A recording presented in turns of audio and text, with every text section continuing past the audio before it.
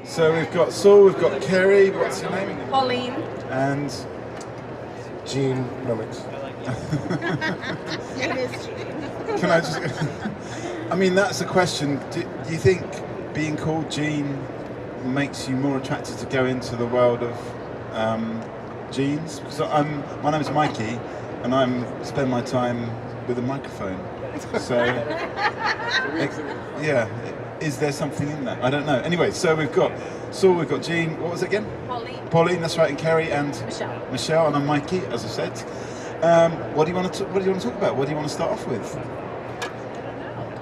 You said, Any thoughts? Yeah. you said politics and science? Yeah, well, actually, that's what we've actually been kind of asked to talk about today. But the whole point of Talkaoke is up to you if you want to take that or if you want to abandon this idea, the place and power of politics in science. Any starters with that one? Any thoughts? What do you mean by politics? Tell me. Give Yeah. me an example. Well, you know what we do on Talkaoke, I would say, what do you mean by politics? Yep. Yesterday, I mean, I've been doing this talk show from yesterday as well, Yeah. and it was quite interesting. Just towards the end of the day, we were having a conversation about hierarchy in science, and is it important to have very structured relationships with scientific mentors and bosses, and who gets to be at the top of the authorship list and who gets to be at the end, and does that have a place in scientific knowledge and development, Or who gets is to be on in the the future paper? should we look at different ways of involving people in science that don't depend on those kinds of hierarchical relationships? There was someone from San Francisco that had a more kind of hacking approach to biological science, where apparently they've got a kind of hack space for biology that's funded by Google, I think. Yeah. That did make one of the research scientists around the table quite nervous when she told Yeah. them, told her about what they were doing there. She was Yeah. like, I don't think that's a very good idea. Yeah. Yeah. So I mean, that's where we are. I mean, you know, that's one way of doing it. Maybe it doesn't have to be about that. It could be about, you know, where the money comes from. It could be about the decisions being made at the very top. I mean, it's kind of up to you. That's the whole point of Talkaoke. What does it make you think, Michelle? Yeah. You got it. Finally, yes. The penny's dropped. Well, Yeah. here's the thing. I don't have anything to do with science, Yeah. so I don't Yeah, know. okay, well, that's So even better in a way. I am a complete layperson, so Yeah. I mean, What are you doing here in this Genomics Festival? well, I work with these folks, or Yeah. with the Genetics Society, and Right. we do a show together. So Okay. we're here checking out what's going on. Okay, what kind of show? Checking out the competition. Yeah. Okay. I mean, do you see it as competition, or are you working together to promote genomics worldwide? To raise the flag. Well, I guess that's the question. That's the question, That's the though. political question. Yeah, it could be a political question. Yeah. So our Yeah. meeting is not for lay people. Our Yeah. meeting is for scientists Yeah. in the different disciplines, Yeah. and we bring the latest to the forefront. Yeah. Whereas I think that the goal of Frontline Genomics has been to Yeah. bring genomics and personalized medicine to the layperson. But based on some of these sessions, it doesn't seem like just a regular old person can follow along. Yeah. So I don't know. Yeah. Maybe our scientists Yeah. can. Or no, you're also a talk show host. I'm sorry. Actually, I am a scientist. I'm masquerading as a talk show host. Excellent. Yeah. You're actually a talk show scientist in a way, Well, aren't you? that's true. I Yeah. have done some Even research better. in Yeah. Yeah. that area. Yeah. Yeah, I don't know that I can understand these sessions. Yeah. I mean, yesterday we had some high school students, and there was a guy that had just got this cancer drug out onto the market, and he was explaining how it worked. And he was trying his best to break it down as simply as possible. But you could see the high school students, they were just like glazing over. And you know, there's exciting things going. I mean, you know, that's kind of a little bit why we're here, because we've got, you know, in all sorts of contexts, we kind of try and join the dots and try to get people to listen to each other, work out what makes sense to each other. But with genomics, there's such a big gulf between what these guys over here understand in their world and the world of the public. Yeah. Closing the gap, right? Yeah, yeah, I mean, yeah. we've seen that a lot where we have Yeah. to involve the public. The Yeah. public know a lot more about genomics than what they did 5 years ago. Yeah. It's in the doctor's offices. It's Yeah. ads on TV and prime time now. I mean, people are engaged in the world Yeah. of genomics. Okay. and that's. But do they fully or partially understand it, or do they just know what it is as a practice? I think they only partially understand it. Yeah. Then, you know, the 23andMe picked Yeah. on. They don't necessarily understand Yeah. what those results mean and how Yeah. they interpret it. Yeah. I mean, yesterday I remember that seeing those kids, I was very excited to see all these young high school kids around the table talking about science with a scientist. And now after the first moment where he goes, I've just got a cancer drug onto the market, and they all burst into applause, I was like, this is going to be interesting. Yeah. And then I watched them all kind of go, as he tried to explain what it was that he was doing. And it just made me think that the healthcare explanation isn't always enough, because especially in this country, the talk always turns to insurance and the possibilities and problems of releasing information that might disadvantage you in getting insurance.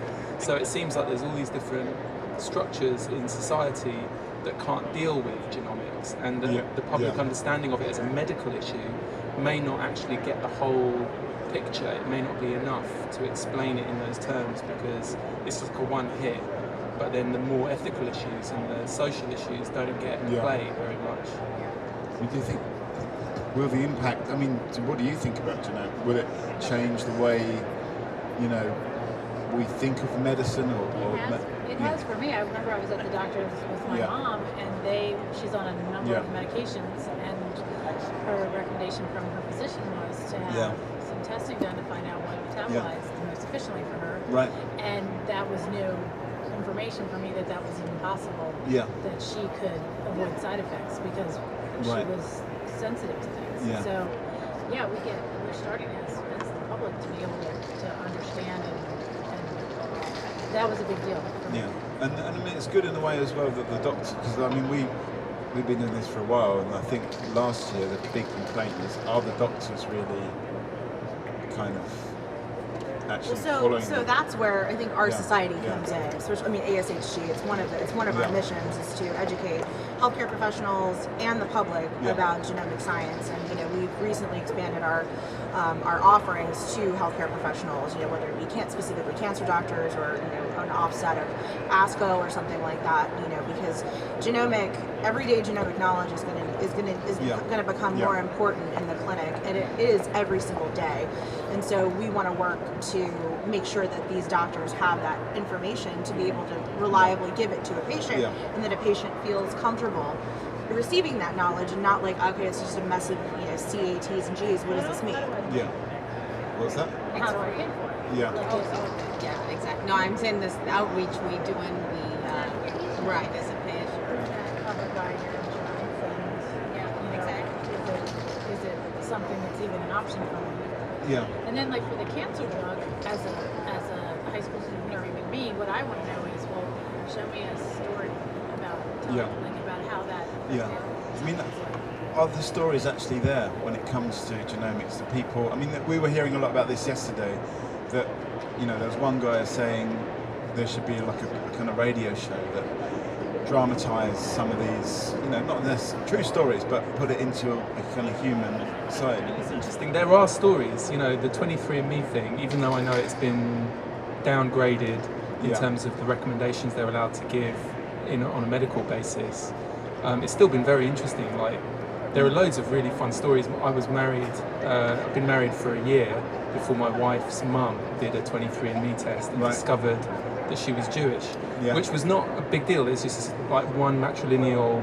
mitochondrial DNA that can be traced back to this particular group of Ashkenazi women like 10,000 years ago. Wow. So they have this one marker. But it was really interesting because I'm from a Jewish family, my wife was not. And my family is secular, so they were like, well, we don't care, it's fine. But when they found out, oh my God, they were so happy. My grandmother, it was like Christmas had come, and Hanukkah, and New Year all at once. So, you know, so we are starting to usher into this world, but will it cause any kind of shocks or disturbances, or will it be kind of a smooth transition, either for medicine or for politics? And what do people think? Will there be a point where we, you know, some of these, I mean, you talked about insurance, but, you know, maybe the clinicians will be resistant to it because they feel like they're just watching over a computer that somebody spits into. I don't know. Will there be controversy with this, or do you think it will be quite a smooth transition to this kind of more gene-based medicine? Yeah, well, I don't feel like there would be controversy over it. I think people are hungry for the knowledge of it. But where to get it, how to disseminate it and get it out, I think that's there's a gap there. There's not really a kind of knowledge centre or a sort of... No. Yeah. I mean, it's interesting, the high school students yesterday were saying that they felt like they needed a kind of translator or tour guide to take them round. So maybe there needs to be some kind of body that actually explains this. Turn off, like if you have high school students that are interested enough to be here and spend their time here, you want them to be interested, engaged, and not leave and think this is well above their capabilities. Make it engaging. Give them something to do, you know, give them... exactly, the genome. Give them some... I mean, there was another lady yesterday. I'm talking a lot about yesterday, but you know, it was an interesting day. We've only just started today. It's going to be even better today. But there was a lady that was kind of saying that there should be a kind of a school program where you actually take your own biological data and you kind of explore it yourself in schools. That might be of the future, right? Well, I mean, is that part of the curriculum? It could be part. I know you could make it part of the curriculum. I'm just saying, I always saw it on commercial board on TV. Can you actually get ancestry information? I mean, I know that you get a kind of generalized picture of where the clusters of people with similar backgrounds to you, or with similar sequences to you, tend to be organized and where they come from. Is that something that you can do using Ancestry.com? So do they integrate that into their, or is that, because I thought that was, you know, there's this whole online world of geeks, ancestry geeks, genealogy geeks. It's so intense. People get really obsessed with it. I mean, I'm sure it's interesting. I haven't got there yet. I don't have that much time on my hands. Supposedly it's a lot of work. I start getting into it and then realize how much you have to put into it to really get information. But I would love to know. Like now the 23andMe thing, now I might have to go try that. And it's gotten cheaper. It's cheaper now than what it used to be to get the 23andMe. I mean, that could be one thing. Will this kind of almost undercut the people? People are already kind of Googling their symptoms, and every time I go to the doctor, they say, "Don't Google your symptoms." But I mean, what about when you're actually, when you've got this big database and you paid $5 for it or $10? Will that kind of self-diagnose? Like, what does that information tell me as a patient? What is that? Assessing. Googling yourself, Googling your symptoms, next thing you know, you're now on 17 different things. Where do you go from there? I know. Where do you go see a doctor? It's quite a good achievement to die of 17 different things. I'm tired and I have a headache, so now all of a sudden I've got like some osteoporosis. Maybe it could be hypochondria.com. What kind of information is coming out to, like, what does 23andMe tell a person? Does it tell you about medical things, or does it tell you about ancestry, or what? It tells you medical, like I believe it tells you. Well, I do think they've scaled it back, but I think it tells you like if you are predisposed to certain conditions, but then what do you do with that information? Right, where's the genetic counselor? Do you then suddenly get your boobs cut off because you've got a gene for breast cancer? That's tough, right? Because somebody could go to the extreme just because they have that gene. There's a study. There's actually more women, I think, in the Midwest in the U.S. in any case, would do full mastectomies instead of just a lumpectomy. Based on the genetic data. It's interesting, and I was saying before that where are the genetic counselors and all of this as well. We're about to experience a big genetic counselor shortage, but yet this information is now coming to the forefront. So who's going to translate it for us? Am I qualified to look at to look at a piece of paper and say, okay, well, I have the BRCA, I've got this mutation, so you know, should I do something about it, or who's going to talk to me about it? You know, where is that responsibility? Yeah, because I mean that's why they removed a lot of the information about genetic predisposition to certain kinds of conditions from 23andMe, because people were taking it way too seriously and they weren't able to provide the genetic counselling. And actually, you know, in my personal experience, my dad's got muscular dystrophy and could have passed it on. It would have been like a 50% chance. So he knew that actually when he had me, but not when he had my sister. So it's not sure. I don't know whether he would have chosen to have children or not. Right. Luckily, neither my sister nor I have that condition. But you know, he was the first mutation in his gene line, so it's not like he had any warning of that before he had some tests to figure out what was going on with his generation. Are you kind of implying that sometimes it's better not to know than to know, or to... He would need really serious genetic counselling to have been able to make that decision before he was so disabled that he was actually in a position to understand what it's even like to have muscular dystrophy as a 60, 70-year-old man. You know, now he's discovering it, but when he was in his 30s, nobody really knew even what it was like. So we've got a new face to the table. So we've got Michelle, we've got Kerry, we've got Pauline, we've got Jean, and Saul. My name is Mikey. What's your name? I'm David Beck. Can I call you David? Yep, please. At the moment, this is Talkaoke, it's a free-form pop-up talk show. At the moment, we're kind of talking about, you know, the culture shift that genomics may bring, and are the public ready for it? Kerry was saying there's a massive lack of genetic counselling out there, even through a kind of conventional, you know, medical institution, but also people are just doing this themselves and Googling stuff. So, you know, I guess the question is, how do we sort of interpret that? But I mean, have you got a view on this? So I'm a physician. I actually see patients with genetic disorders, and but I also see patients who are just interested in having their genome sequenced. In fact, in 10 minutes I'm going to be talking about this. Right, okay. And what I'm finding is that people are just interested in their genome. They're interested in sort of what's inside of them. And I've always felt that from the disease point of view, the physicians with their own specialties are going to have to take responsibility for their own genes. So if you're a cardiologist, you're going to need to take responsibility for the hypertrophic cardiomyopathy genes. And I am seeing that. I'm seeing more and more physicians and specialties saying things like, oh, that's a gene area I understand.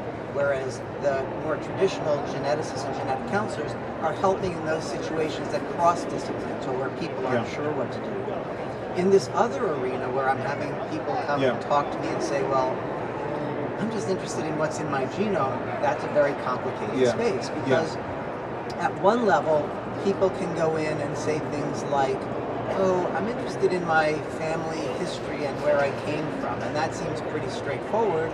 And there are a number of companies that have, you know, put out cheek swabs and stuff, services where you can really see, you know, who are you related to and who are you related to just a few generations ago. Where it gets more complex is when the person says, well, I'd like to know something medically about myself. How can we deliver that? Well, I think part of it is already starting in the way of single DNA changes, single variants, single nucleotide changes, which we know seem to be connected to a genetic condition. And so if you can provide a place that people can go to understand, oh, I'm a carrier of cystic fibrosis, I think if we can develop short YouTube videos, other kind of online resources to help people understand what it means to be a carrier, I think we can elevate the general knowledge in the audience, but more importantly, we need to save our genetic counselors for things that are really very, very unusual. I think it's not a good resource, it's not a good use of resources to have a genetic counselor explain recessive inheritance. And so I think the internet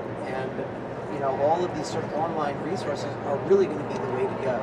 I mean, can I ask you, how do people respond if they, you know, because a lot of this is about chance and probability. When you say somebody's got, do they get the sort of statistics, you know, when it's 1 in 10 or maybe 1 in 100, does that kind of make sense to them, or is it quite... And so how do we make sense out of probabilities? Well, I think people deal with probabilities all the time, and I think people deal with probabilities in potentially dangerous situations all the time. People go skiing. People let their children people let their children play tackle football and have the potential brain injury that could result from that. And so I think parents for their children and parents themselves do understand probabilities. I think where we, the geneticists, continue to need to struggle and work on is translating that into these genetic changes, so that when you say to someone, oh, you have the APOE4 variant, what does that really mean? You know, so whose responsibility is it to disseminate this information to the public and so there is there's better general genomic and genetic knowledge. Is it the role of academia? Is it the role of the professional societies? Do we need different kinds of companies? What are we missing? I'm going to go to David on that one, but I want to ask you as well, Cody. What do you think? Whose responsibility or role is that? David, give us a final thought. I feel like we've kind of warmed you up for the actual real talk. Yeah. So I think it's going to be all of the above. If you think about television, how many people have seen CSI? Right? We've all seen CSI. That has elevated the level of knowledge for patients who come to see me. I remember when I started practicing genetics 30 years ago, people had no idea what DNA is. 100% of people, no matter their socioeconomic background, completely understand, oh, DNA can identify me as a person. That is already a huge leap forward. And so building on what's known, I think is really very important. And there are a number of institutions. The one that I belong to, Hudson Alpha Institute for Biotechnology, we have a huge educational outreach. In fact, we're in Alabama, and our educational outreach teaches genetics to teachers and students literally across the entire state. Really thousands, tens of thousands of students and their teachers are getting this kind of basic education from that institution, and there are quite a number of these around the world. So with that, I'm going to have to run. Well, good luck with the talk. Where is it, just in case these guys are... I'm at the Hudson Alpha... I mean to talk I'm over at stage... Horizon, yes. Horizon Stage 1. I'm going to be there now. Okay, well, good luck with that. Okay. Hopefully we've warmed you up a little bit, and do come back a bit later on. And if you get people with annoying questions that you don't want to answer, send them over here, because that's what we do. Okay, all right. Give us a final thought. Give us a final thought on this. What do you think you've heard from? Yeah. I think this is a great setup. We're going to take your card. Okay, please do. To ASHG. It's just great to talk about science, genetics with lay people. And actually, I feel like I knew something. So it's great. He's a genius. I never thought all those episodes of CSI are actually educational, but now we know that. But actually, do you guys watch John Oliver at all? No. His segment this week was about how some of the forensic science is junk. It's kind of terrifying. Okay, well maybe we can bring, if David comes back again, maybe we can bring that back and throw that back to him. Thanks very much. Thanks for helping us for the first session. Come take a seat. This is Talkaoke. It's a pop-up talk show where you can talk about whatever you want to talk about. It's kind of up to you. We're just starting up again. You're very welcome. My name's Mikey. What's your name? My name's Saul. My name is Lan. Yes. And come and sit down. Just tell us 2 minutes. Tell us who you are at least. I'm Kristen. What's it? Kristen. Kristen. Yes. And just a couple of minutes. We've got Lyle, we've got Saul. What are you doing here? Well, we're not talking about anything yet. That's why we need you in a way. Lyle, have you got anything to get the conversation going? Okay, first I wanted to understand the purpose of this thing. That's why the color and the rain that got me the first place. Is simply for... Your match color. Is this why you called me over here? The pink colour is definitely, the idea is, it's warm, people feel comfortable and relaxed around the table. Pink has been shown to be a good colour for that. I don't know if that's how you, or is that natural? A natural. People being for that. surprisingly. Well, I think black holes and stuff. I mean, I think it's the pink effect, I would call it. And very, very old people, like, talking like 80s, really old people on the bus have to sit next to me, talk to me about anything and everything. So you're it's kind of amazing, actually, because I hear about all their life stories and they tell me everything. So you're kind of senior. I know way too much about too many people that I really don't know. Well, one of the things we heard today around the table is more data is more better. That's what Saul was saying. So we've got Saul, we've got Lara, it's Kristin, and Ro. What was it? Ro, okay. So yeah, we haven't really got a subject. It could be, we could talk about Talkaoke itself, we could talk about the colour pink, we could talk about genomics even. Any thoughts, any comments, any observations? You've only got a limited amount of time, so what are you here for? What's your kind of... We're going to genetics core. Yeah. So we have different platforms that we use. So we're here just taking everything in. Obviously, we have data management issues because, again, a lot of data. Yeah. Sometimes too much data. Yeah. Data storage problems, data transfer problems. Yeah.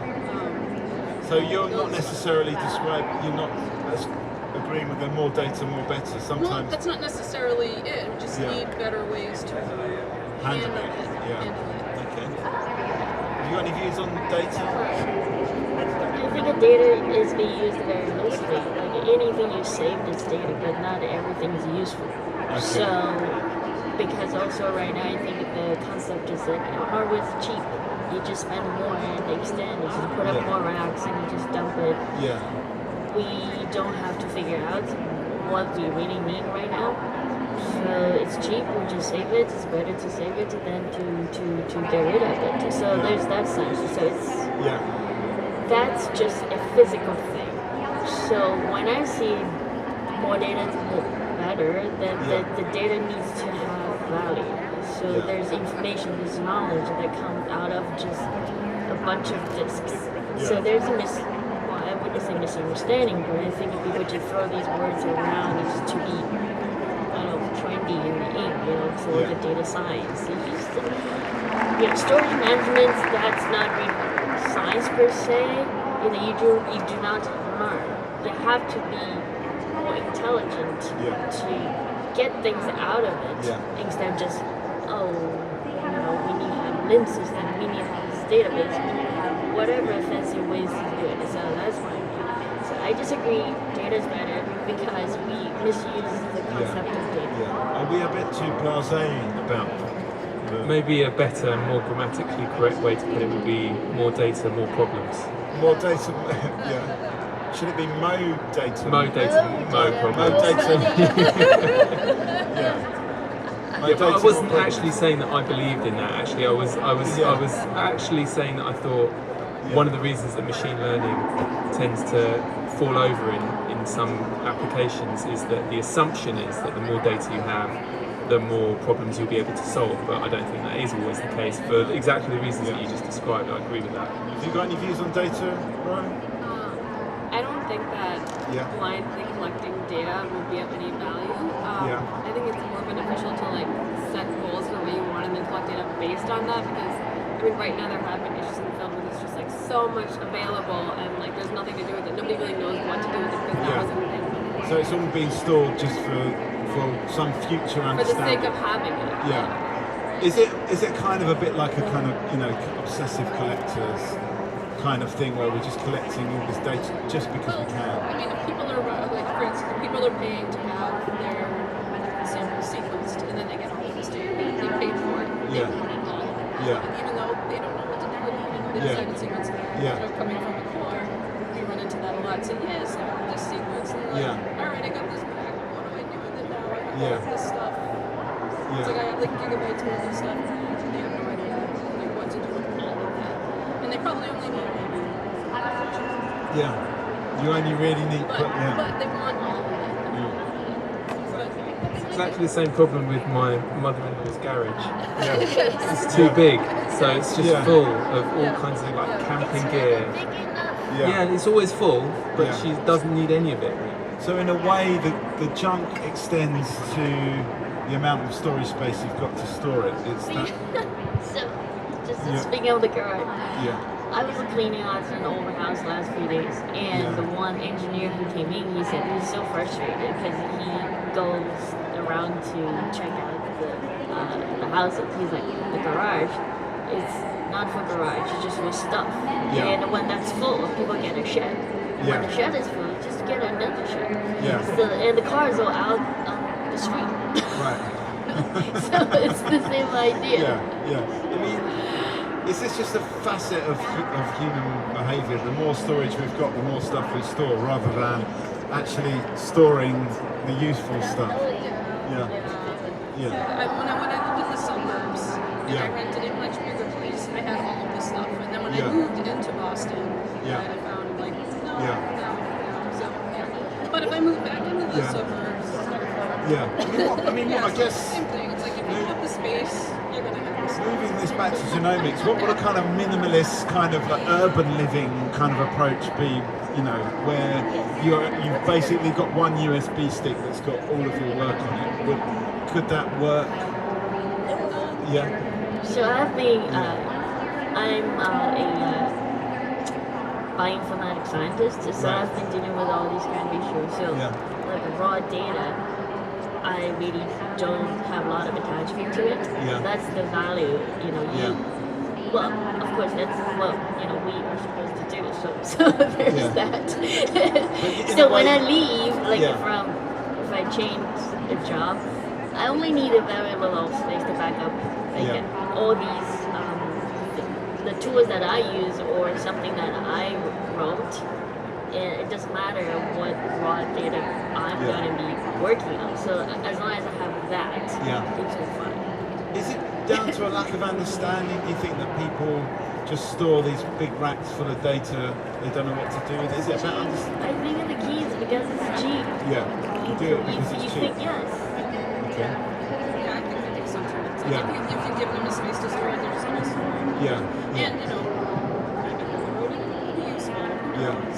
Well, that's what I don't know. I used to have the same view with my mum's garage, actually. It might be. I don't have a garage, but my mum does. So I just store the stuff there. Yeah. You said you were in the core facility, right? So do you have the retention policies to make the incentive? It's not unlimited. All right, we do have retention policies, but we've never really enforced any of them. And I mean, it's getting to the point where we have a few terabytes where we have to start enforcing some of them. We have a quote there who's mainly focusing on the next gen, and she has to contact people and say, no, you've got to store this yourself somewhere else now, because we got to start dumping stuff. I have data that's 10, 15 years ago. So it's from like expression data, so it's not that as big. It still takes up a couple gigabytes here and there. For a project, it does add up. But people don't want to let it go. And yet I'm amazed at how many people don't store their own stuff. It's like you're paying thousands of dollars for this project. Why aren't you storing it yourself? It's like we may not exist in a few years as like an entity. I mean, it's wood underneath. But you just don't know what's going to happen. So it just amazes me how little people do to actually protect or keep their own. I mean, is it because it's kind of hello? Come take a seat. This is Talkaoke, it's a pop-up talk show. We've got Lara, we've got Kristen, we've got Ro, we've got Saul and Mikey. What's your name? Pascaline. What is it? Pascaline. Say that again. Pascaline. We're talking about, I don't know if you've got any interest in data, but we've developed a concept, no data, no problems. But what Lara's saying is that people could be a lot more minimalist with their data, and Kristen's saying basically people just can't let go of all this old data. They don't store it. So, can you explain the core thing a little bit? All right, so we'll run a project for somebody, and we have what our data. We store. I think our policy is we store the data for like 5 years, which is very reasonable. You're kind of like a hardcore data minimalist, aren't you? But and because we've had enough space thus far, We haven't gone in and actively deleted old projects. I'll have people that contact me in 10 years say, oh, can you dig up this old project? And I'm like, all right, I'll go through the archives, see if it's still there. And they just, you know, for whatever reason, they're like pulling the old project, or they didn't store their data themselves. And it just boggles my mind that they don't have their own data. You know, they do not care and they do care at the same time. Exactly. So, that's what it is. They care and they don't care. But So if I didn't have it, it would be like, oh my god, how can you not have this? Like, it's 10 years old. In a way, it's kind of putting something in the bank in a way, isn't it? That's, I guess, the sort of like, you know, you expect the bank to worry about your figures, let's say, but you don't want to worry about it yourself. It's in a similar way to the way that I store everything in my mum's garage, and not in my own garage. The things in your mum's garage are definitely useless. Whereas, like all your old artwork from school, nobody wants that ever again. But if you do have some bit of data that just happens to be the most important, you know, there might be something hidden in there, and until you've figured out like what kind of analysis you're going to run and how do you look at this data from a different angle, there could be some gems. Is that and true? that's the anxiety that you'll lose the gems. Is it just an anxiety, or is it actually true? Has anyone ever found some amazing stuff hidden in the old data? We gotta go to our All right, next and let me just get a final thought from you then. Final thought. I mean, I understand the one, like, especially with the next gen sequencing, because like people keep developing pipelines and new ways to analyze the data, where they might want to hold on to it, but they have to be more responsible about storing it, especially themselves, and not rely on people like us to like always hold their data forever. We just can't. Okay. Final thought? Is it too much data for you? Okay. Okay. Well, do enjoy your next session. Where are we going to take this conversation? So about this potential gem idea, I could see the merit of that. However, in life science, it's a lot of times it's like a fashion. You know, it comes and goes, and nobody wants to go back. A 5 years old experiment to UV analyze it. It's not worth it. They would do. I'm going to just collect more patient samples. I'm going to use this latest fancy technology, and I'll do all that. You may not learn necessarily in terms of, you know, how, let's say this particular pathways involved in the cancer, you may not necessarily learn more in depth, but you certainly have a bigger scope. So when you talk about it, it sounds so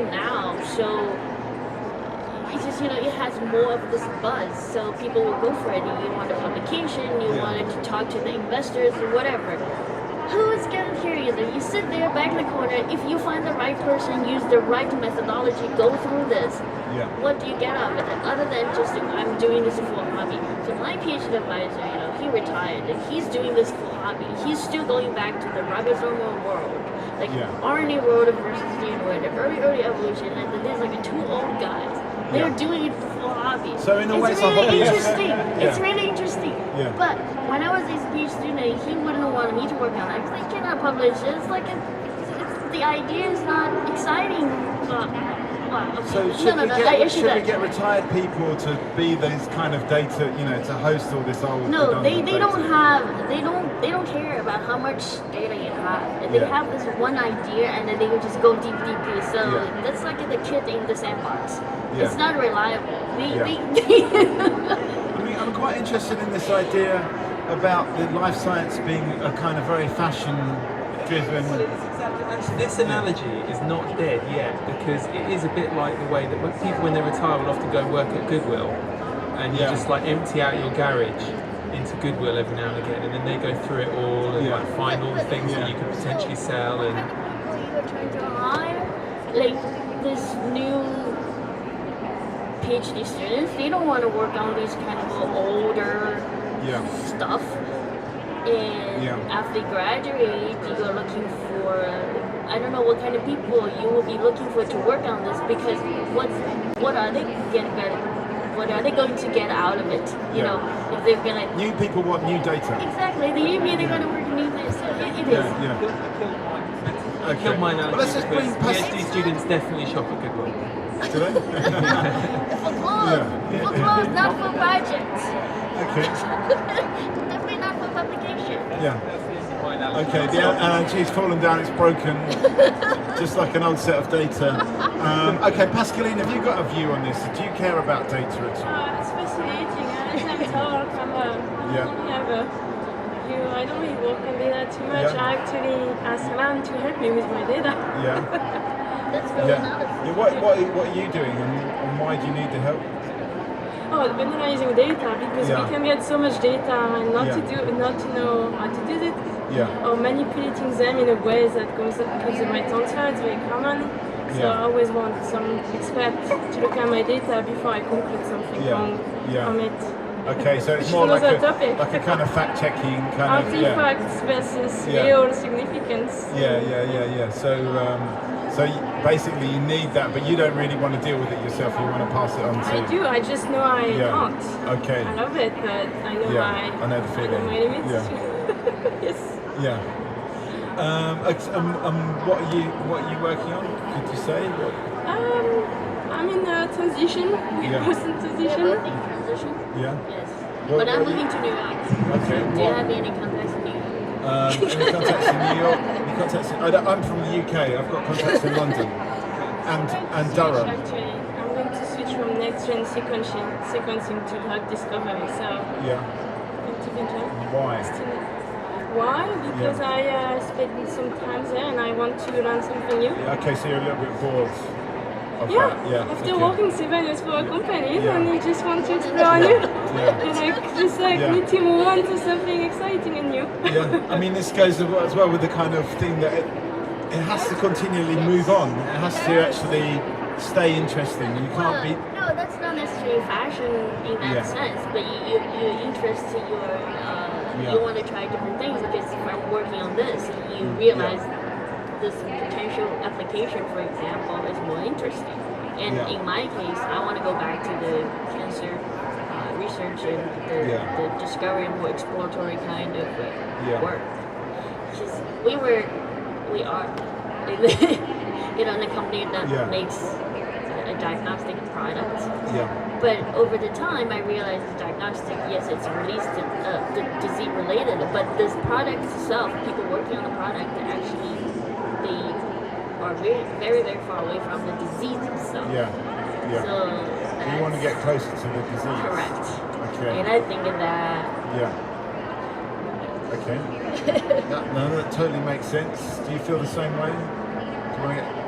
I do, but that was my first job out of the lab, so I got to learn what it is to work in a company that keeps going. So I'm more on the learning side, and I'm still not exactly sure what I'll be doing in 10 years from now. So just getting to discover another industry. What do you need to do in 10 years? Another like a pink? Well, I mean, that's a good question. Maybe we should go. I'm going to answer that last, just because I can, because I'm in control. I'm going to pass it on to Saul. Where do you see yourself in 10 years' time? Well, that's a good question. I mean, if I can maintain my career in academia, then I'll stay in academia because I really like it. I like teaching, I like doing research, I like publishing, I get a lot of satisfaction from the career. So career-wise, that's where I see myself. But it's dangerous. It's difficult.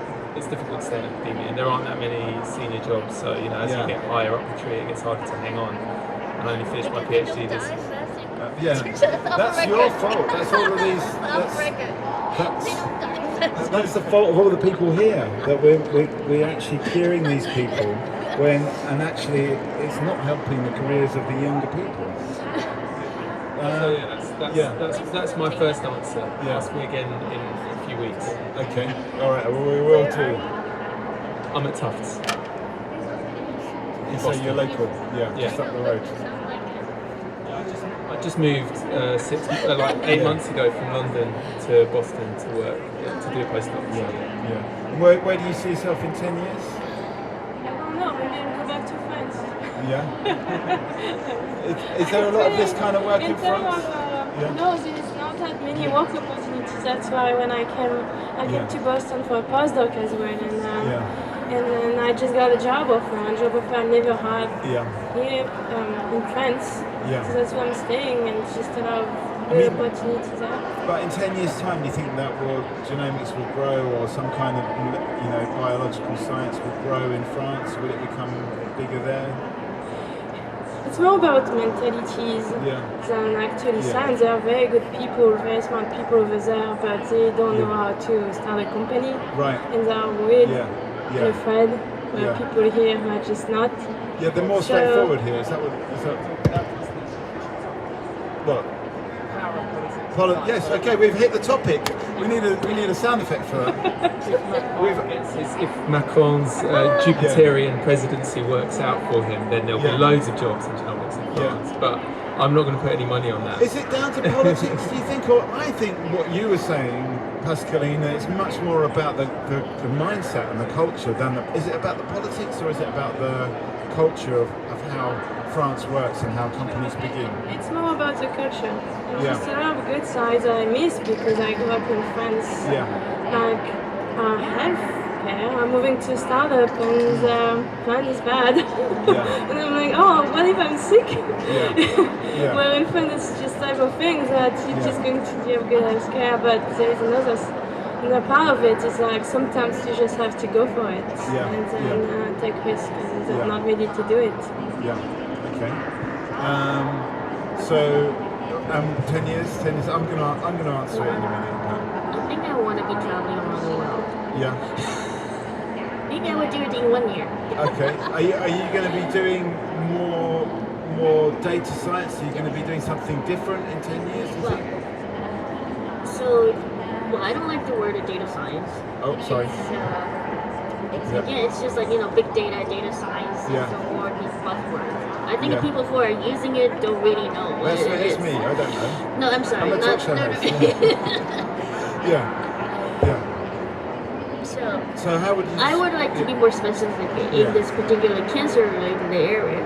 I want to be doing oncology, computational biology, but in the cancer research, and hopefully, as sequencing will get cheaper, we could sequence all the patients and have really, really targeted therapy to help them. So there's a lot of clinician, there's a lot of work that goes into it, but the analytical aspect of it is going to be even more important. And you just cannot handle it. You cannot open a spreadsheet. You cannot do anything. You have to have people with different skill sets and also the right kind of background to be able to distill all this and come out with all these more, have more insights and more information, not just stuff, right? So that's what I wanted to do. I would be always in that field, but I also would like to have a team of people. It sounds like you need a team of people. Yes, you have to.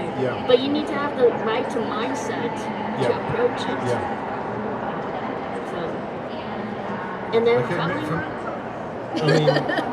I mean, for me, I guess I'm kind of travelling around the world a little bit anyway, doing this little pop-up talk show.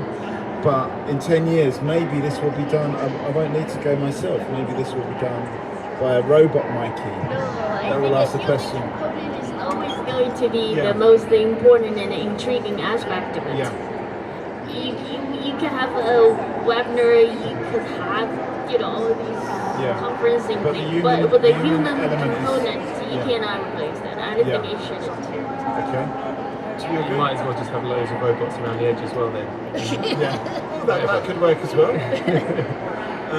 I was going to propose, I know we're not necessarily finishing, just before that last topic, because we were talking about that, I was going to suggest if we could make a proposal to replace the line about potato and potato in that jazz standard with data and data. I think it's just better because nobody says potato. Okay. But people do say tomato. data. I mean, we've had obviously we've come from the UK. People do say that. But they don't say. But they do say data and data, so we could swap. You say data, I say data. Yeah. I say tomato, You say tomato. Well, it's actually the other way round. The other way round, yeah. really. But I think it would improve that song and it would bring it up to date a bit. Okay. The song that goes, you say tomato, I say, do you know this song? But I mean, there are a lot of, there are a lot of different pronunciations when it comes, the data, genomics. Yeah, you say genomics, I say genomics. I mean, where do you're shooting off? Give us a final thought before you go. What's going to? Talking about pronunciation. Yes. You don't know how much I suffer from that. Yeah. People think I'm like cultivating my French accent. No. Yeah. I want people to understand me and I want to understand them, but sometimes I have to repeat and sometimes people make fun of me, but it's painful. Okay. And how do you say it as a French person, data or data? Data. That sort of seems to be halfway between the two. Data. Okay. All right. Okay.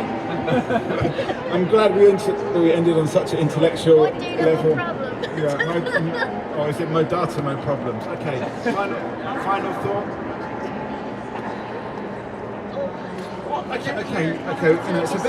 It's a bit quiet now. Just one last question. What do you think the big subjects we should be talking about here this afternoon should be? Give us throw something in.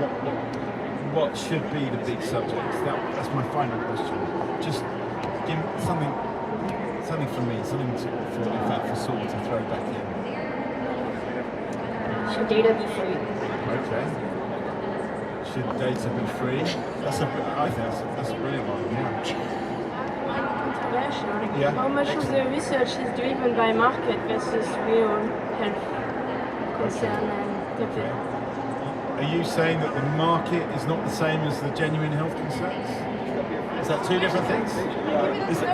Is that two different things? Does the market reflect the genuine health concerns? That's a big question. Reimbursement, how much can be reimbursed from the insurance company and all that. Yeah, okay. There are two, or even three, or more, just multiplying questions. Thanks very much. Do enjoy the rest of, thanks for coming to sit down. Do enjoy the rest of Festival of Genomics. A lot of food for thought there.